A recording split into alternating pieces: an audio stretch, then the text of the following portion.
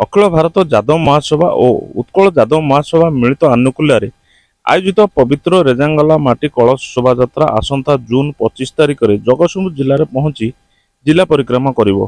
ଏହି କଳସ ଯାତ୍ରାକୁ ସ୍ୱାଗତ କରିବା ପାଇଁ ଜଗତସିଂହପୁର ଜିଲ୍ଲା ଯାଦବ ମହାସଭା ପକ୍ଷରୁ ଏକ ପ୍ରସ୍ତୁତି ବୈଠକ ସ୍ଥାନୀୟ ଜଗତସିଂହପୁର ଜୟବଡ଼ ଜଗନ୍ନାଥ ମନ୍ଦିର ପରିସରରେ ଅନୁଷ୍ଠିତ ହୋଇଯାଇଛି। ରବୀନ୍ଦ୍ର ସେନାପତିଙ୍କ ଅଧ୍ୟକ୍ଷତାରେ ଅନୁଷ୍ଠିତ ସଭାରେ ଉତ୍କଳ ଯାଦବ ମହାସଭାର ସାଧାରଣ ସମ୍ପାଦକ ତଥା ଜଗତସିଂହପୁର ଜିଲ୍ଲା ପର୍ଯ୍ୟବେକ୍ଷକ ତୀର୍ଥବାସୀ ବେହେରା, ପ୍ରସନ୍ନ କୁମାର ବେହେରା, ତାରିଣୀ ସେନ ବେହେରା, ରାଜ୍ୟ ଯୁଗ୍ମ ସମ୍ପାଦକ କାର୍ତ୍ତିକ ଚନ୍ଦ୍ର ବେହେରା ପ୍ରମୁଖ ଯୋଗ ଦେଇଥିଲେ। ଏହି ପ୍ରସ୍ତୁତି ବୈଠକରେ ଚିତ୍ତରଞ୍ଜନ ଦାସ, ସୁଭାଶିଷ ନାୟକ, ଲୋକନାଥ ଦାସ, ଚିତ୍ରସେନ ବେହେରା, ଗୋପାଳ ଦାସ, ବିକ୍ରମ ଦାସ, ବିଷ୍ଣୁଚରଣ ଦାସ, ମାନଗୋବିନ୍ଦ ଦାସ ପ୍ରମୁଖ ଯୋଗ ଦେଇଥିଲେ। ବ୍ୟୁରୋ ରିପୋର୍ଟ, ସତର୍କ ନ୍ୟୁଜ ଲାଇଭ।